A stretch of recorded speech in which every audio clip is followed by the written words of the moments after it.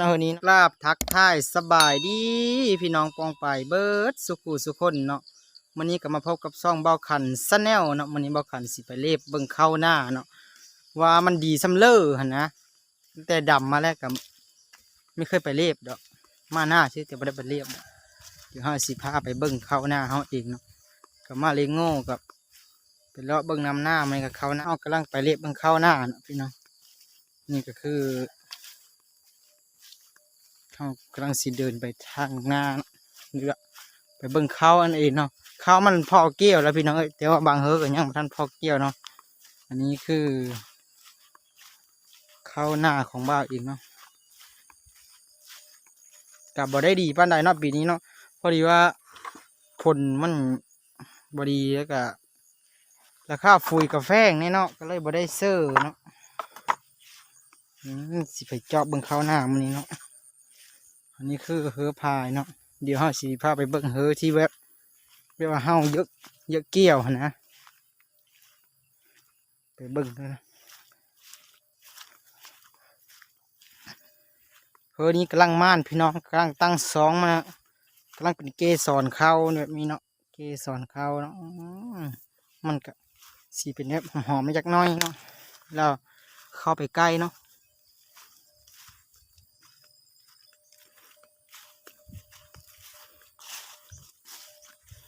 อันนี้คือพายเขาเองเนาะอาจจะเป็นน้ำรู้เนาะอะไรก็ไปได้มาเบิ่งมันเนาะ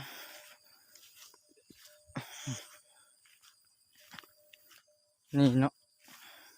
ก็มันก็อาจจะบ่ใหญ่เนาะปีนี้เพราะว่าเขาไม่ได้ใส่ฝุ่ยแบบปุ๊ดำไปตามธรรมชาติมาเลยนะนี่คือทงหน้าบ้านเองเนาะ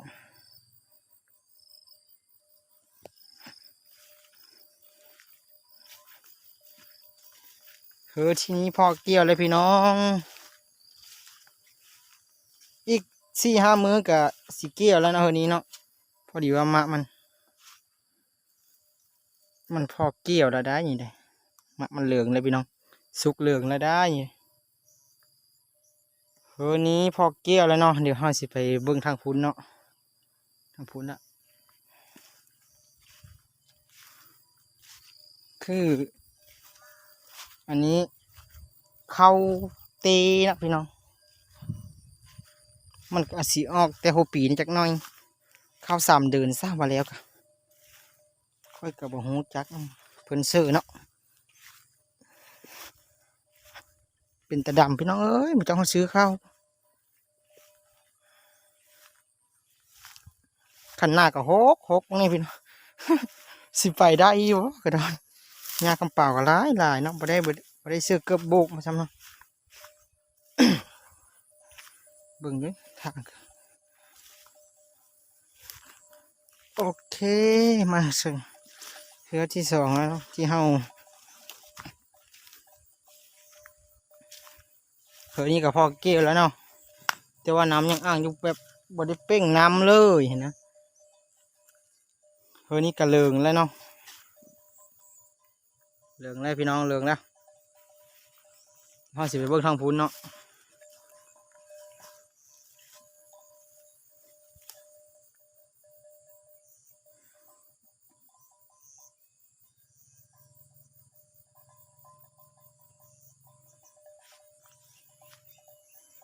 อันนี้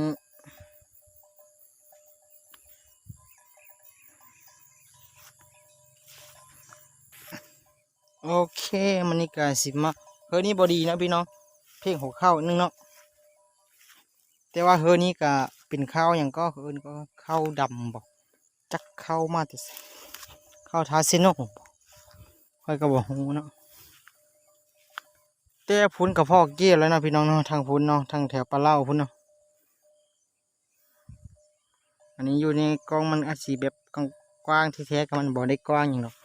น้ำห้อง100 ฮือ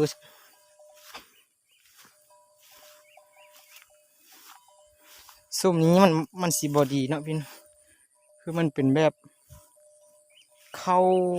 เวลาตอนดำมันน้ำบ่มีเนาะถ้าก็ยากขึ้นคือที่เห็นแล้วเนาะก็เลยบอดีโซนทางนี้นี่สิอ้อห่วงแล้วเนาะอ้อห่วงแต่ว่าจะ เพิ่นเอิ้นว่าข้าวอย่างก้อนนี่ก็พงเดี๋ยวเฮาสิพาไปเบิ่งทางนั้นเนาะ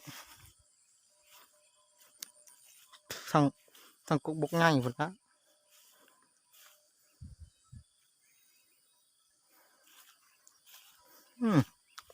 ข้าวมันนี่หอมพี่น้องขนาดแบบมันสิแก่จังนั้นมันสิแบบรู้สึกว่ามันเนาะเป็นมันจ้ะตอนนี้น้ำกันลายแต่ว่าน้ำลายแต่ว่าพอเกี่ยวแล้วเนาะ พอเกี่ยวเดี๋ยวเด้อพี่น้องอัดนำกันพี่นำหน้ารู้นะไม่ได้ชื่อเทมาเนาะแค่มันเล็บเบอร์แดบเบิ้งกับชื่อแบบเห็นมันรู้ก็เลยอัดซะมันคือมันรู้เนาะพุ่นกระเลิงแล้วพี่น้องข้าวไม่ดีถึงสีอ้อห่วงมันกะห่วงมันสีแลบเนาะห่วงมันแลบพี่น้องเนี่ยข้าวมันผสมบูรณ์แบบนี่เป็นแบบนี้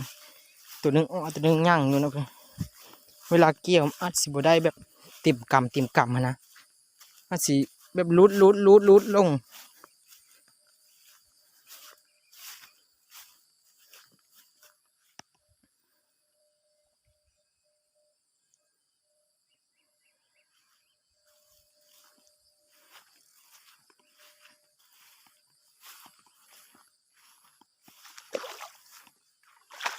ตัวนี้ห้ากับซิเมอร์เทงเนาะ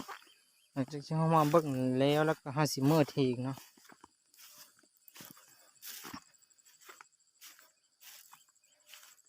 บรรยากาศตอนเช้า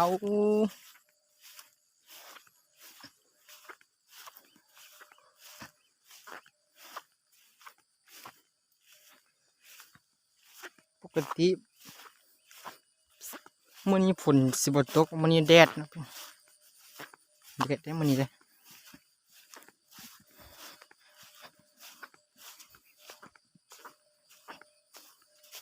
กล้องสีสั้นๆจักหน้อย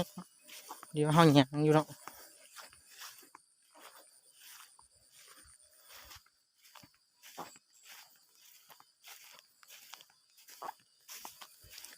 เฮ้อนี้แฮกกระเตกบ่ดีอย่างเลย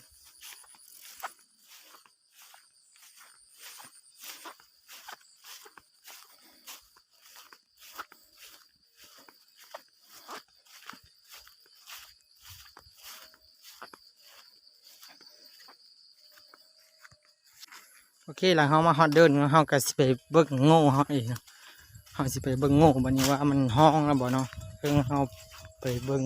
เข้าหน้ามาเนาะโง่พุไว้กลางเดินนี่เนาะยามัน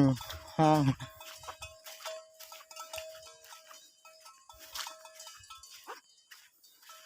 ไปห้องเขาสิเฮ็ดโหกันโง่กันควายไว้ในนี้แล้วพี่น้องยามันเข้าหอมยามันบุไปกินขันโหมีร้อยเนี่ยเรียบ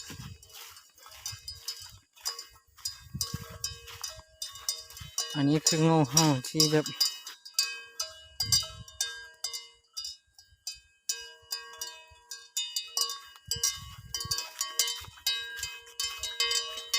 โอเคห้าสิไปเบิ้งเตาถ่านเขาเองเนาะเจ้านี้คืออัดสิไม้แล้วจุดไปได้4-5 มื้อแล้วพี่น้อง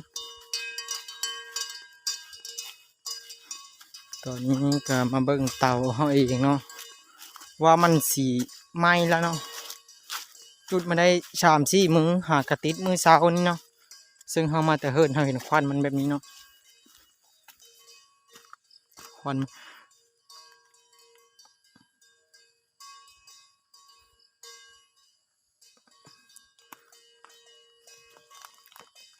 แห้งพี่น้องตอนเฮาจุดมื้อนั้นเฮาไม่ได้ถ่ายให้เบิ่งเนาะ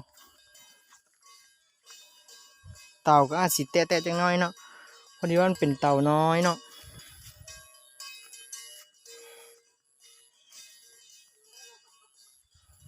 ตอนนี้เฮากับซิเมอร์เทงเนาะนี่คือเทงเขาเนาะเฮาซิเมอร์เทงตอน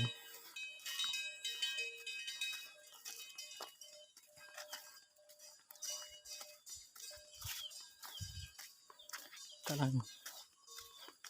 ย่างฮอดเทีงเนาะเดี๋ยวเฮาสิไปเบิ่งเป็ดเฮาเองเนาะนี่เนาะเป็ดเฮาค้างไว้ตอนนี้เนาะแบบบ่ได้ปล่อยเนาะย่ามันไปกินข้าว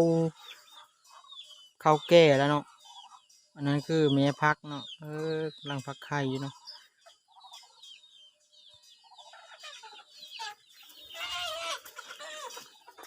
แล้วก็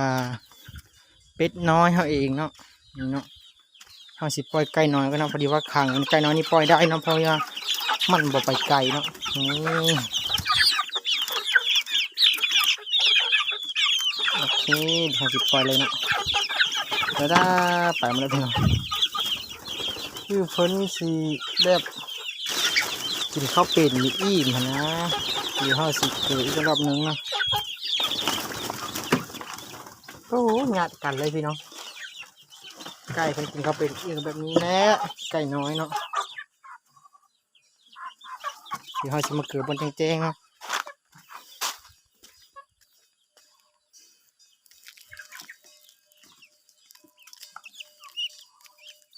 นี่ก็เป็นน้อยก็มากินน้ำเนาะเพิ่นเยอะเนาะ